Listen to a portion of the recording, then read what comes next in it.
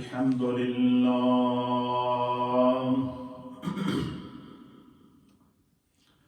الحمد لله نحمده ونستعينه ونستغفره ونؤمن به ونتوكل عليه ونعوذ بالله من شرور أنفسنا ومن سيئات أعمالنا من يهده الله فلا مضل له ومن يضلله فلا هادي له ونشهد أن لا إله إلا الله ونشهد أن سيدنا وسندنا ونبينا ومولانا محمدا عبده ورسوله أما بعد فأعوذ بالله من الشيطان الرجيم بسم الله الرحمن الرحيم الصابرين والصادقين والقانتين والمنفقين والمستغفرين بالأسحار آمنت بالله وصدق الله مولانا العظيم وصدق رسوله النبي الأمين الكريم إن الله وملائكته يصلون على النبي يا أيها الذين آمنوا صلوا عليه وسلموا تسليما اللهم صل وسلم على سيد الأنبياء والمرسلين وعلى آله الطيبين وأصحابه الطاهرين أجمعين الصلاة والسلام عليك يا سيدي يا رسول الله وعلى آلك وأصحابك يا سيدي يا حبيب الله أستغفر الله ربي من كل ذنب وأتوب إليه لا إله إلا أنت سبحانك إني كنت من الظالمين الله أكبر الله أكبر لا إله إلا الله والله أكبر الله أكبر ولله الحمد حمد و صلاة کے بعد حضرات محترم سامعین و ناظرین، اللہ تعالیٰ کا فضل و احسان ہے کہ ہمارے درمیان رمضان المبارک 1441 ہجری کی پرنور لمحات، دن اور رات کے کرم اور فضل کے ان عظیم لمحات میں آج اللہ نے اپنے فضل و عطا سے ہمیں رمضان المبارک کا دوسرا عشرہ اور اس کا دوسرا جمعہ ہمیں نصیب فرمایا۔ آج اس کے کرم کی، عطا کی اور مغفرت کی جو ہوا ہے، جو برسات ہے، جو کرم ہے، وہ اپنے عروج پر ہے کہ جمعے کا دن ویسے بھی مغفرت کا دن ہے، رمضان کا مہینہ رحمتوں، مغفرتوں اور عطاؤں کا مہینہ ہے، اور اس میں اللہ نے ہمیں یہ ساعتیں عطا فرمائی ہیں، تو میں نے سوچا کہ آج چونکہ عشرۂ مغفرت ہے اور امت اس وقت بہت مشکل میں ہے،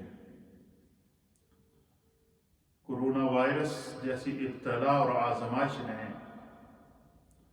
اور کورونا وائرس جیسی وبا نے پوری دنیا کو اپنے پنجوں میں جکڑ کے رکھا ہوا ہے۔ Across the vote, across the رنگ و نسل، اکراس دا مذہب،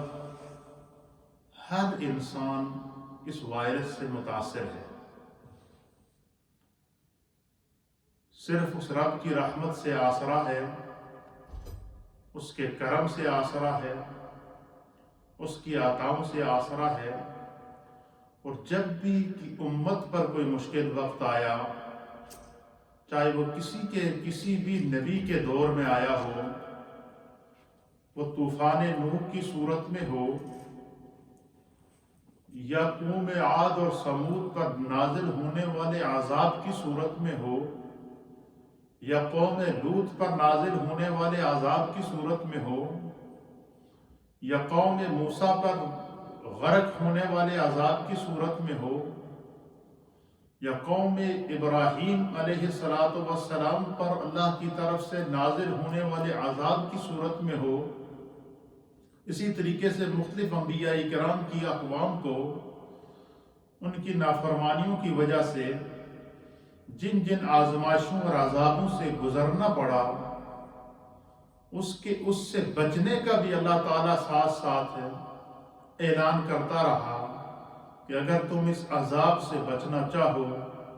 تو اللہ اور اس کے نبیوں کے بتائے ہوئے دینوں پر ایمان لے کر آؤ،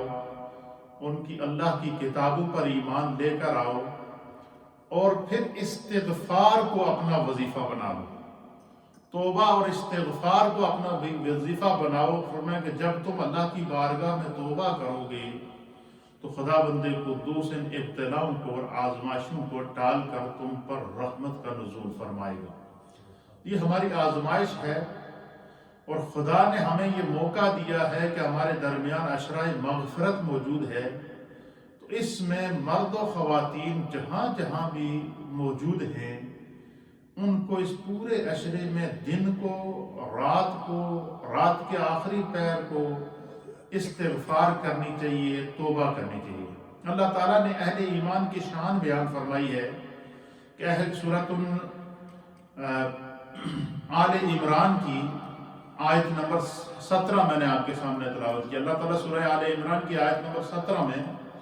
اہل ایمان کی شانیں بیان کرتا ہے۔ فرمایا کہ اہل ایمان کی سب سے پہلی شان یہ ہے کہ الصابرین، بڑے سے بڑی ابتلا آ جائے، بڑے سے بڑی آزمائش آ جائے، بڑی سے بڑی پکڑ میں آ جائیں، تو وہ خداوند قدوس کی طرف سے آنے والی اس آزمائش پر صبر کرتے ہیں، تکلیف پر صبر کرتے ہیں، دکھ پر صبر کرتے ہیں، چاہے وہ تکلیف ہلاکتوں کی صورت میں ہو، چاہے وہ تکلیف بیماریوں کی صورت میں ہو، چاہے وہ تکلیف طوفانوں اور عذابوں کی صورت میں ہو، لیکن اہل ایمان کسی بھی حال میں صبر کے دامن کو اپنے ہاتھ سے نہیں چھوڑتے۔ اور اسی لیے اللہ کے حبیب علیہ السلام نے فرمایا کہ شہر رمضان شہر الصبر، یہ رمضان کے مہینے کی ایک خصوصیت یہ بھی ہے کہ یہ صبر کا مہینہ ہے۔ اس میں بندے کو بھوک بھی لگتی ہے، پیاس بھی لگتی ہے، کمزوری بھی ہوتی ہے، طرح طرح کی نکاہت سے بھی گزرنا پڑتا ہے، لیکن اس کے باوجود بندہ صبر کرتا ہے۔ اور فرمایا کہ اہل ایمان کی پہلی شان کیا ہے کہ الصابرین، وہ صبر کرنے والے ہیں۔ اور اہل ایمان کی دوسری شان یہ ہے کہ والصادقین، وہ قول، فعل اور عمل کے سچے ہوتے ہیں، ظاہر اور باطن کے سچے ہوتے ہیں، سچائی کو اپنا مطمع نظر بنا لیتے ہیں، کبھی جھوٹ کا سہارا نہیں لیتے، جھوٹ سے نفرت کرتے ہیں۔ تو فرمایا اللہ تعالیٰ مصیبت سے ان کے لیے آسانیاں نکال دیتا ہے، اور سچائی کی وجہ سے خداوند قدوس ان کے قول و عمل اور فعل اور زندگی کے اندر برکات کے اسباب پیدا کر دیتا ہے۔ والقانتین، اور ان کی تیسری شان یہ ہے کہ جو خدا کی طرف سے ان کو مل جائے وہ اس پر قناعت کر لیتے ہیں۔ مثلاً اب دیکھیں بہت سارے لوگ ایسے تھے جو اچھی اچھی جابیں کرتے تھے، بہت سارے لوگ ایسے تھے بہت اچھے انداز میں وہ اپنا روزمرہ کا گزارا کرتے تھے، لیکن آج تقریباً 1 مہینے سے زیادہ ہو گیا ہے، بلکہ اس سے بھی زائد ہو گیا ہے کہ پوری دنیا میں لاک ڈاؤن چل رہا ہے، لوگوں کی جابیں رکی ہوئی ہیں، کوئی جابوں پہ نہیں جا سکتے ہیں، کئی تو وہ ہیں جن کے کام ہی چھوٹ گئے ہیں، لیکن پھر بھی جو ہے اللہ فرماتا ہے کہ اہل ایمان کی شان یہ ہے کہ اسی رب کا دیا ہوا رزق ہے، وہ اگر اس حال میں بھی خوش ہے تو ہم اللہ کی بارگاہ میں پھر بھی سجدہ شکر بجا لاتے ہیں۔ تو فرمایا کہ وہ اہل ایمان کیا کرتے ہیں کہ قناعت اختیار کرتے ہیں، صبر اختیار کرتے ہیں، جو مل جائے اس پر صبر اختیار کرتے ہیں، اور فرمایا کہ اہل ایمان کو ان تمام آزمائشوں سے نکلنے کے لیے پھر ان کی ایک شان یہ ہے، اللہ تعالیٰ فرماتا ہے کہ جب ان پر کوئی مشکل آتی ہے، کوئی مصیبت آتی ہے، کوئی پریشانی آتی ہے، کوئی آزمائش آتی ہے، کوئی بیماری آتی ہے، کوئی تنگ دستی آتی ہے، کسی نہ کسی آزمائش میں جب وہ مبتلا ہو جاتے ہیں تو فرمایا کہ وَالْمُسْتَغْفِرِينَ بِالْأَسْحَارِ، جب سارے لوگ رات کو سو جاتے ہیں، اسحار یہ سحر کی جمع ہے، اور سحری جس کو ہم کہتے ہیں کہ ہم سحری کرتے ہیں رمضان میں، یہ اسی سحری سے اسحار ہے۔ اللہ فرماتا ہے کہ اہل ایمان کی شان یہ ہے وَالْمُسْتَغْفِرِينَ بِالْأَسْحَارِ، وہ آدھی رات کو سحری کے ٹائم اٹھ کر گڑ گڑا کر آنسو بہا کر اپنے رب سے استغفار کرتے ہیں، توبہ کرتے ہیں۔ تو ان آیات میں اللہ تعالیٰ نے سورہ آل عمران کی آیت نمبر 17 میں مومنین کی شان بیان فرمائی ہے کہ کسی بھی حال میں مومن کو، کسی بھی آزمائش میں مومن کو اپنے رب سے رابطہ کاٹنا نہیں ہے، بلکہ اس کا ایمان رب پر مضبوط ہونا چاہیے، رب کی طرف رجوع اور توبہ اور استغفار کی طرف جو ہے وہ بندے کو اپنے آپ کو جو ہے وہ رکھنا چاہیے۔ پھر جو ہے وہ قرآن حکیم فرقان مجید کی آگے جا کر اللہ رب العالمین اہل ایمان کو ایک اور خوشخبری دیتا ہے۔ اللہ فرماتا ہے سورہ الانفال کی آیت نمبر 33 کے اندر وَمَا كَانَ اللَّهُ لِيُعَذِّبَهُمْ وَأَنْتَ فِيهِمْ، اے میرے محبوب آپ کے رب کا آپ سے یہ وعدہ ہے کہ آپ کی امت کو اللہ تعالیٰ جب تک آپ کا وجود اس زمین پر موجود ہے خدا ان کو عذاب نہیں دے گا۔ تو پتہ چلا کہ یہ جو کرونا وائرس ہے یہ عذاب نہیں ہے، یہ آزمائش ہے۔ اسی طریقے سے مختلف قسم کی طوفان آندیاں آتی ہیں تو یہ ہوتی ہیں، یہ آزمائشیں ہوتی ہیں، اور وہ آزمائش کس وجہ سے ہوتی ہے؟ وہ ہماری اپنی نافرمانیوں کی وجہ سے ہوتی ہے۔ ہم خدا کو بھول جاتے ہیں، ہم دنیا کے اندر اتنے مگن ہو جاتے ہیں کہ ہمیں جو ہے وہ ہوش نہیں رہتا۔ تو اس لیے فرمایا کہ اے محبوب، فرمایا کہ اللہ تعالیٰ ان کو ہرگز عذاب نہیں دے گا اس وقت تک جب تک کہ آپ کا وجود اس زمین پر موجود ہے، اور حضور کا وجود اس زمین پر قیامت تک موجود ہے۔ جب ظاہری حیات میں تھے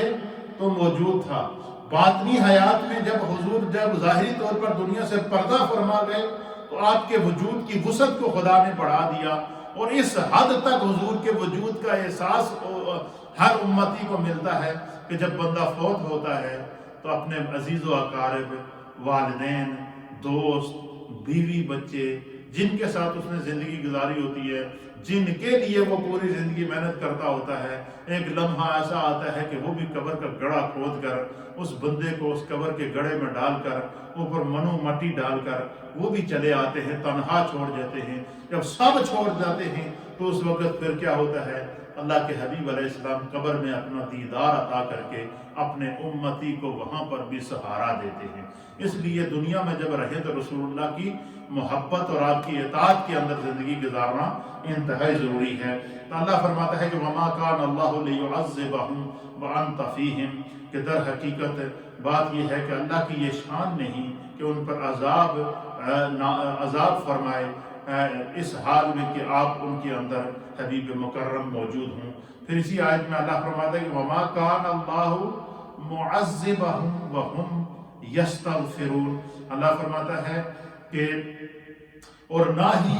اللہ ایسی حالت میں ان پر عذاب نازل فرمانے والا ہے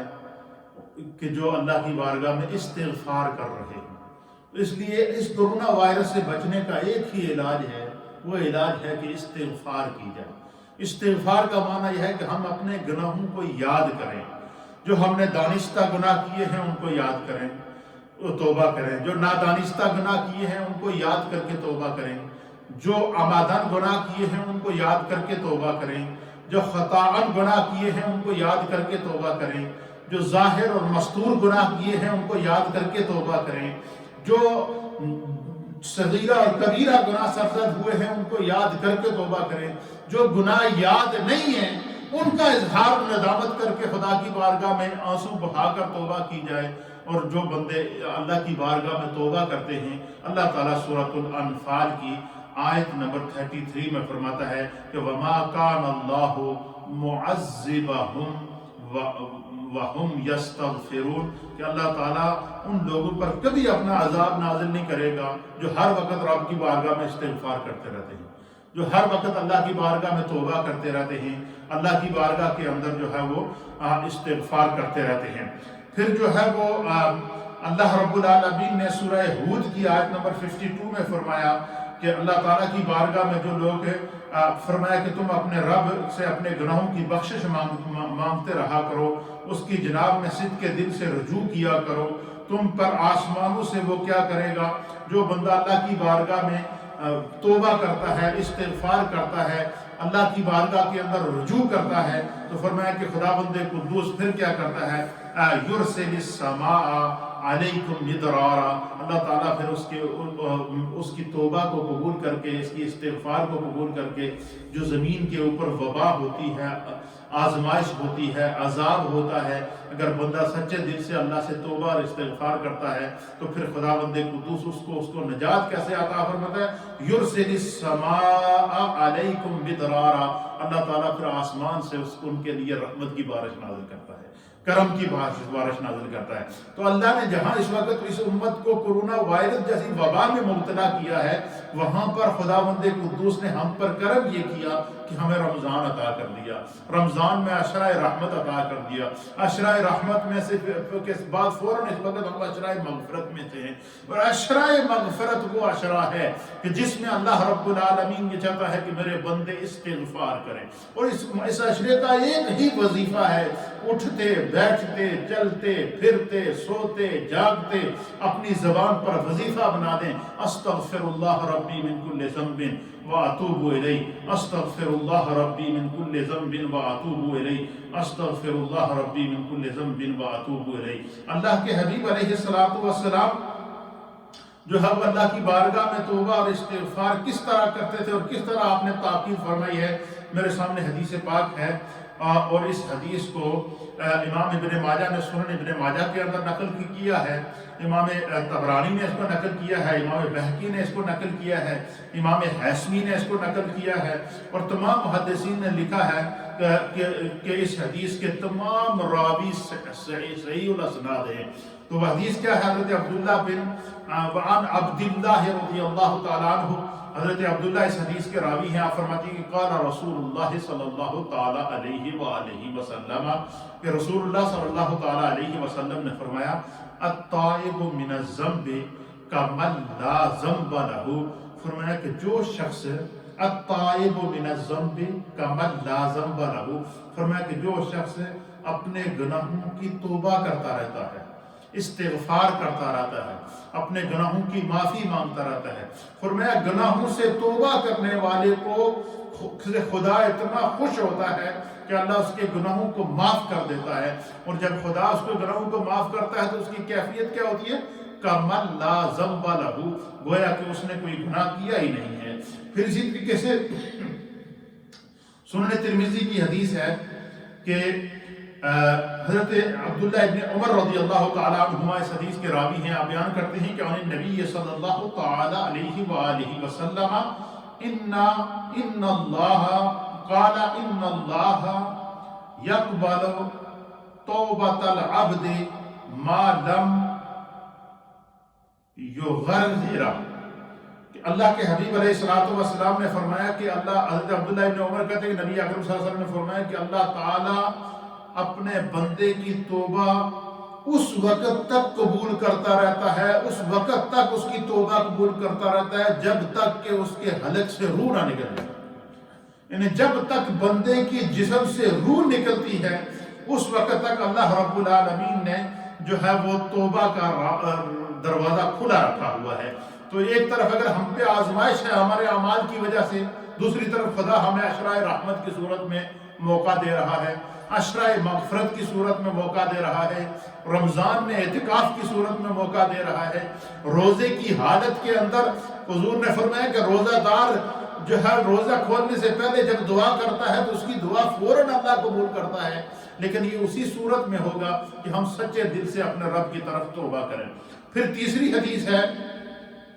اس حدیث کو عبداللہ بن عباس رضی اللہ تعالیٰ حضرت عبداللہ ابن عباس رضی اللہ تعالیٰ عنہما بیان کرتے ہیں، سنن ابو داؤد کی حدیث ہے، ابن ماجہ کے اندر بھی ہے، حاکم نے بھی اس کو نقل کیا ہے کہ نبی اکرم قال رسول اللہ صلی اللہ تعالیٰ علیہ وآلہ وسلم کہ حضور علیہ السلام نے فرمایا من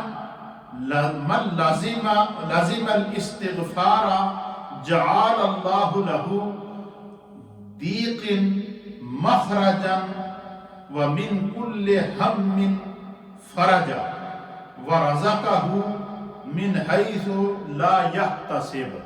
حضور علیہ السلام نے فرمایا کہ جو شخص توبہ اور استغفار کو لازم کر لیتا ہے، توبہ اور استغفار کو جو شخص جو ہے وہ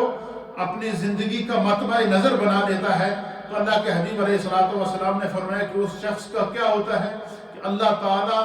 اس کو اس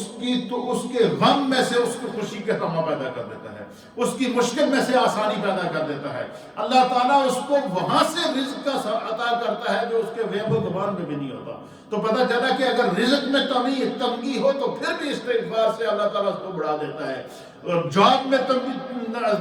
پریشانی ہو تو وہ کثرت سے استغفار کرے، اللہ تعالیٰ اس کو دور کر دے گا۔ کوئی آزمائش آ گئی ہے، جیسے اس وقت کورونا وائرس کی آزمائش ہے، تو احادیث ہمیں بتا رہی ہے، قرآن کی آیات ہمیں بتا رہی ہیں کہ اس کا علاج صرف اور صرف استغفار ہے، توبہ ہے، اپنے گناہوں سے سچی توبہ کو اختیار کرنا ہے۔ پھر اسی طریقے سے اللہ یہ حدیث پاک ہے ترمذی شریف کی، عن انس رضی اللہ تعالیٰ عنہ، چوتھی حدیث سنیے، وعن انس رضی اللہ تعالیٰ عنہ، حضرت انس بن مالک رضی اللہ تعالیٰ عنہ بیان کرتے ہیں، ان النبی صلی اللہ تعالیٰ علیہ وآلہ وسلم قال کہ نبی اکرم صلی اللہ تعالیٰ علیہ وسلم نے فرمایا کہ کل ابن آدم خطاء، حضور نے فرمایا کہ ہر بنی آدم خطا کار ہے۔ کیا اس سے انبیاء اکرام مستثنا ہیں؟ حضور نے کیا فرمایا کہ ہر بنی آدم خطا کار ہے، وخیر الخطائین التائبون، حضور نے فرمایا کہ ہر بنی آدم خطا کار ہے، لیکن خطا کاروں میں سے سب سے اچھا وہ ہے، خطا کاروں میں سے اللہ کو سب سے زیادہ پسند وہ ہے التائبون، جو سب سے زیادہ توبہ کرنے والے ہوں،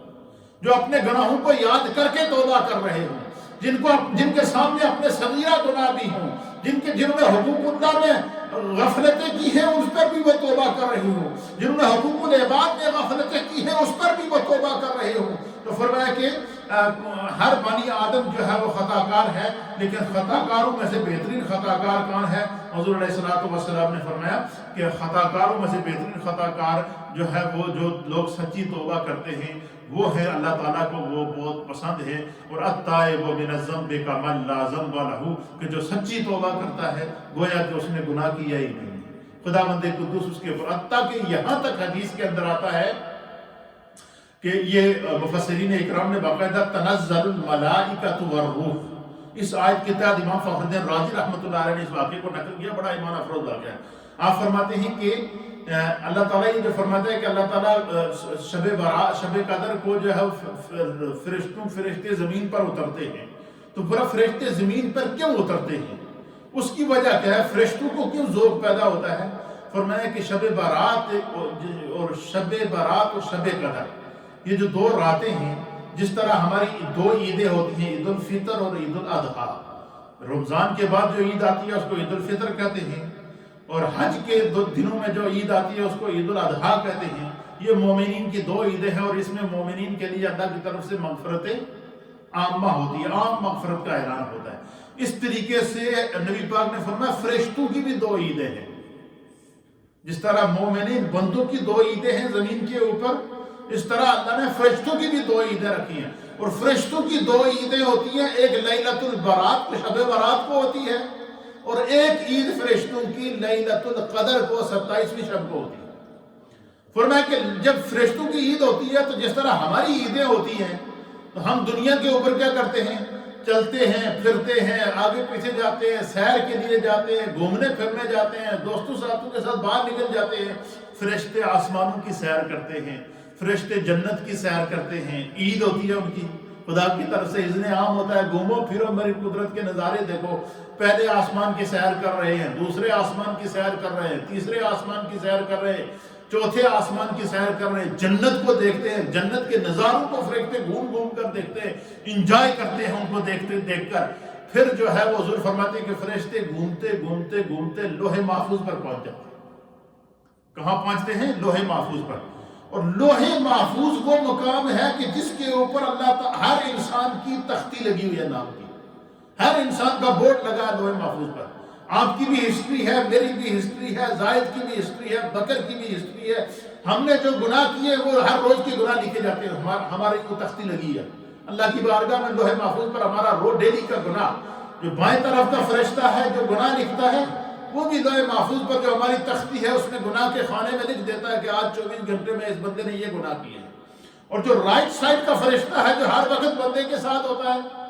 وہ کیا کرتا ہے؟ وہ بندے کی صبح سے شام تک جتنی نیکیاں ہوتی ہیں وہ بھی جمع کر کے، وہ جب اس کی ڈیوٹی ختم ہوتی ہے، فرمایا جس طرح فرشتوں کی جو بندوں کے ساتھ 2 فرشتے ہیں، یہ ڈے کے فرشتے الگ ہیں، حضور نے فرمایا نائٹ کے فرشتے الگ ہیں۔ جو ڈے کے فرشتے ہیں وہ فجر کی نماز میں اپنی ڈیوٹی جوائن کرتے ہیں، اور جو نائٹ کے فرشتے ہیں وہ عصر کی نماز میں اپنی ڈیوٹی جوائن کرتے ہیں۔ اس طریقے سے جو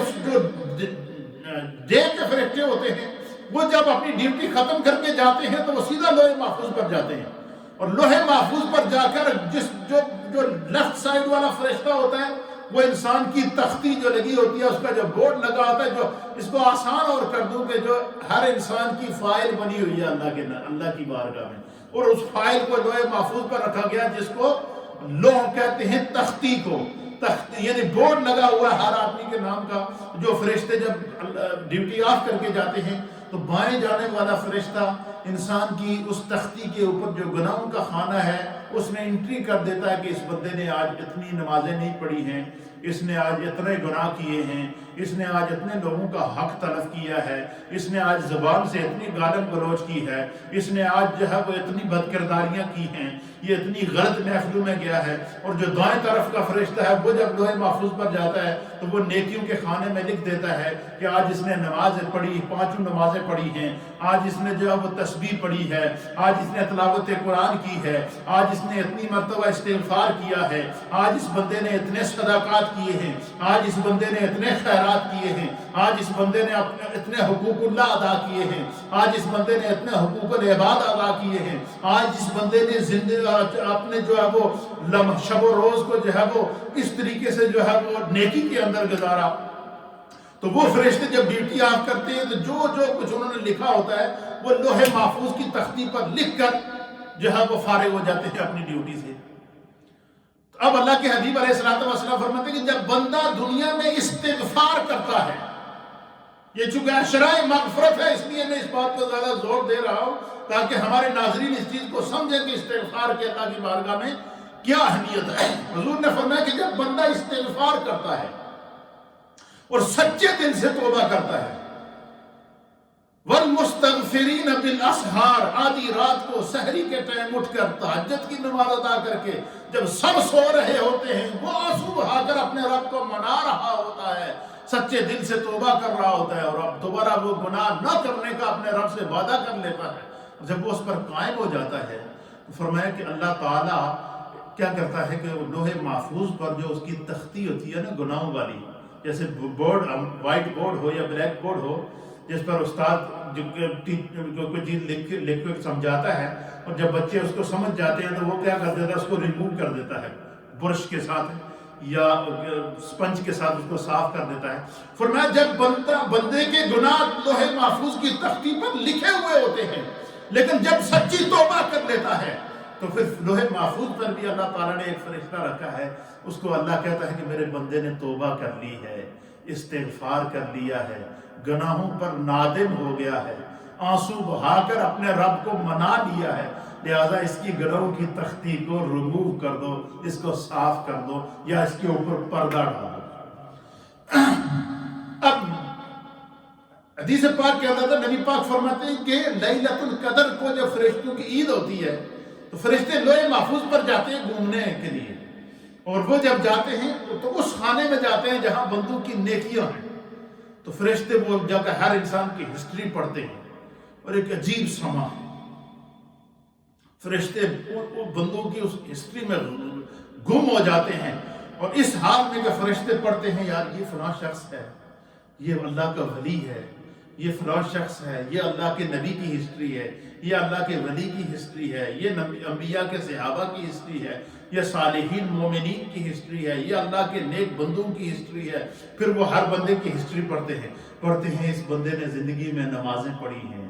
اس نے اتنی استغفار کی ہے، اس نے اتنی تلاوت قرآن کی ہے، ذکر کرتا ہوا دنیا میں آیا تھا، ذکر کرتا ہوا دنیا سے گیا ہے۔ ورنہ جب فرشتے بندوں کی نیکیاں پڑھتے ہیں تو فرشتوں کے اندر جب وہاں بندے کی نیکیوں کے اندر دیکھتے ہیں کہ اس کی نیکیوں میں سجدہ بھی موجود ہے، بندے کی نیکیوں میں قیام بھی موجود ہے، بندے کی نیکیوں میں تلاوت بھی موجود ہے، بندے کی نیکیوں میں جو ہے وہ استغفار بھی موجود ہے، بندے کی نیکیوں کے اندر صدقات اور زکوٰۃ بھی موجود ہے، بندے کی نیکیوں کے اندر خیرات بھی موجود ہے، بندے کی نیکیوں کے اندر حقوق اللہ بھی موجود ہے، بندے کی نیکیوں کے اندر حقوق العباد بھی موجود ہے، بندے کی نیکیوں کے اندر ہر قسم کی نیکی موجود ہے۔ تو فرشتوں اور ان نیکیوں سے نور نکل رہا ہے۔ فرمایا فرشتے اللہ کی بارگاہ میں حسرت کرتے ہیں، اللہ کی بارگاہ میں التجا کرتے ہیں کہ بار الہ جس انسان کو کی اتنی بڑی قسمت ہے کہ اس کی زندگی میں سجدہ بھی موجود ہے، اس کی زندگی میں قیام بھی موجود ہے، اس کی زندگی میں رکوع بھی موجود ہے، اس کی زندگی میں تلاوت بھی موجود ہے، اس کی زندگی میں توبہ اور استغفار بھی موجود ہے۔ یا اللہ اس سے تو بھی خوش ہے، تیرے انبیاء بھی خوش ہیں۔ یا اللہ ہم فرشتے ہیں، آج ہماری عید ہے، اور ہمیں یہ سعادت دے کہ ہم دنیا میں جا کر ان بندوں سے سلام کر لیں۔ یہ فرشتے لیلۃ القدر کو بندوں کی لوح محفوظ پر نیکیاں دیکھنے کے بعد فرشتوں کے دل میں یہ خواہش پیدا ہوتی ہے۔ پھر فرمایا نبی پاک نے فرمایا کہ اسی کے ساتھ دوسرا خانہ بنا ہوتا ہے، یوں سمجھنے دوسرا روم ہوتا ہے جس کے اندر جو ہے بندوں کے گناہوں کے لکھے ہوتے ہیں۔ فرمایا جب فرشتے گناہوں کی طرف جاتے ہیں تو اللہ تعالیٰ اتنا رحمان اور رحیم ہے، اللہ تعالیٰ کیا کرتا ہے، کیونکہ بندے گناہ گار تو ہیں لیکن ساتھ میں توبہ بھی کرتے ہیں، استغفار بھی کرتے ہیں، تو فرشتے جیسے ہی گناہ والے خانے میں جاتے ہیں تو نبی پاک نے فرمایا حدیث کے اندر آتا ہے کہ اللہ تعالیٰ اس گناہ پر پردہ ڈال دیتا ہے۔ کیا کر دیتا ہے؟ فرمایا جب اللہ ان کے گناہوں پر پردہ ڈالتا ہے اور فرشتے نیکیوں کی طرف جاتے ہیں تو اللہ ان نیکیوں سے نور نکالتا ہے، تو فرشتوں کے دلوں کے اندر تڑپ پیدا ہوتی ہے کہ اللہ ہمیں اجازت دے ہم زمین پر اتریں اور جا کر ان بندوں سے سلام کریں، ان کی مجلس میں بیٹھیں، ان کے ذکر میں بیٹھیں، ان کی دعا میں بیٹھیں، ان کی استغفار میں بیٹھیں، ان کی آہوں کو دیکھیں، ان کے آنسوؤں کو دیکھیں، ان کے گڑ گڑانے کو دیکھیں، اور اپنے رب کی طرف سے جو انہوں نے رجوع کیا اس کو ہم دیکھیں۔ تو پھر کیا ہوتا ہے؟ حضور فرماتے ہیں اللہ ان کو اجازت دیتا ہے، تنزل الملائکۃ والروح، جبریل سے کہتا ہے کہ تو اپنی قیادت میں ان فرشتوں کو زمین پر لے کر جا تاکہ یہ میرے بندوں کی استغفار دیکھیں، ان کی توبہ دیکھیں، ان کی عبادت دیکھیں۔ تو سامعین اور ناظرین، یہ ہے توبہ اور استغفار کا فائدہ۔ کرونا وائرس یقیناً بہت بڑی وبا ہے، بہت بڑی آزمائش ہے، لیکن اللہ نے رمضان میں ہمیں عشرۂ مغفرت دے دیا ہے اور اپنے کرم سے دیا ہے، اس لیے ہم اپنے استغفار سے کرونا کا مقابلہ کریں گے، اپنے رب سے بارگاہ میں سچی توبہ سے کرونا کا مقابلہ کریں گے، رب کی بارگاہ میں رجوع کے ساتھ اب اس وبا سے ہم جو ہے اس کا مقابلہ کریں گے، اور اللہ تعالیٰ ہمیں اس سے نجات بھی عطا فرمائے گا۔ اس زمین پر اس وبا کے اثرات اللہ زمین سے اٹھا کر رحمت کی صورت میں اور کرم کی صورت میں بھر دے گا۔ اللہ ہم سب کا حامی و ناصر ہو۔ والسلام علیکم ورحمۃ اللہ تعالیٰ وبرکاتہ۔